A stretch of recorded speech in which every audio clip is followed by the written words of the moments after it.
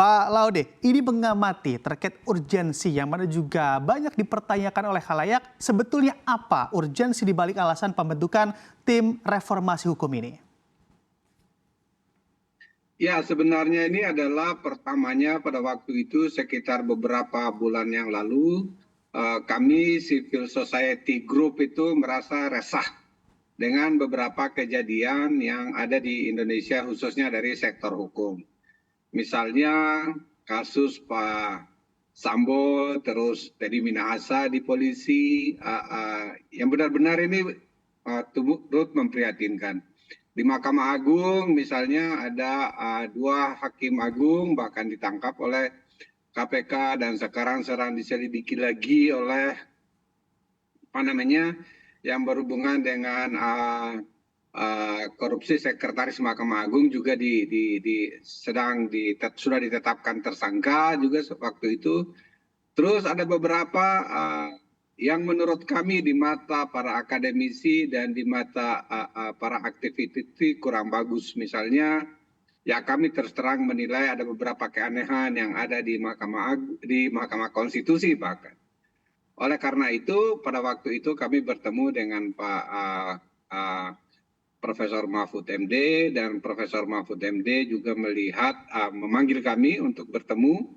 Ini sekitar 5 bulanan lalu sebenarnya, dan apalagi dipicu oleh Corruption Perception Index kita yang turun menjadi 34. Ini terendah turunnya dalam sejarah reformasi Indonesia. Oleh karena itu kami beranggapan bahwa memang harus ada keseriusan pemerintah dan DPR tentunya untuk melihat fenomena dan kenyataan ini, ya, sehingga perlu disikapi. Bersyukur bahwa Pak Menko Polhukam waktu itu mengatakan bahwa kalau begitu kita nanti kerja bareng aja antara kita dengan Kementerian Politik Hukum dan Kemenko Polhukam. Oke, baik. Pak Laude, andai saya amati nama-nama anggota di tim reformasi ini mulai dari anggota ex KPK hingga aktivis ada di tim ini. Apakah ini juga menunjukkan lembaga yang sudah ada dianggap tidak mampu menjalankan tugasnya?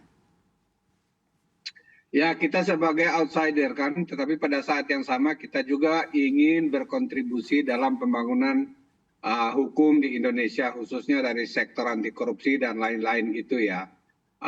Dan alhamdulillah Kemenko Polhukam membuka diri untuk itu, sehingga kita anggap ini adalah daripada kita hanya teriak-teriak, kalau kita bisa membantu dari dalam dan dibukakan jalan oleh beliau sehingga kita mampu sehingga kita merasa terpanggil untuk membantu. Banyak dikeluhkan bahwa ini kerjanya terlalu berat, kami sadari, tetapi daripada kita menangisi nasib gitu, lebih bagus kita coba walaupun pelan-pelan dari dalam, di samping dari luar tentunya.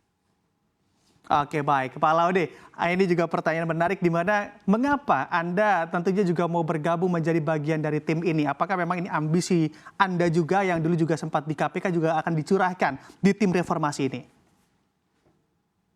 Ya, sebenarnya dari semua yang hadir itu kan bukan kami bekerja di bidang perbaikan pemberantasan korupsi dan peningkatan kualitas demokrasi dan reformasi hukum Indonesia bukan anak-anak kemarin itu kan. Seumur-umur hidup kita kami kerjakan itu.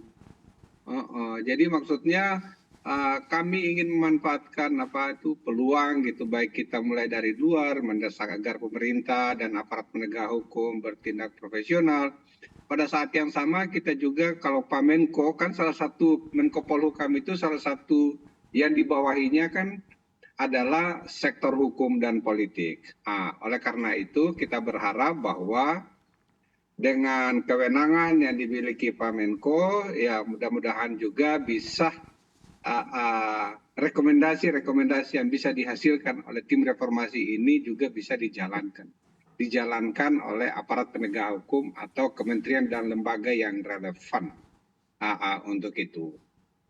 Oke, baik. Pak Laude, mengamati tahun politik 2024, Pak Mahfud sebagai Menko Polhukam juga nantinya akan mengakhiri masa jabatannya. Apakah memang hal ini atau tim reformasi hukum ini hanya menghambur-hamburkan uang negara saja karena memang nantinya juga akan bias juga begitu di tahun politik, atau sesungguhnya sebetulnya ini ajang cari panggung begitu yang mana juga disampaikan oleh netizen di media sosial?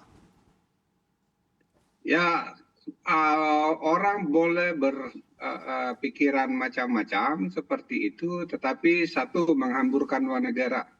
Uang negara yang saya pikir ini hanya sedikit yang keluar untuk ini karena sebagian yang di luar Kemenko Polhukam itu kami biayai sendiri-sendiri ya. Jadi tidak dibiayai oleh negara. Oke.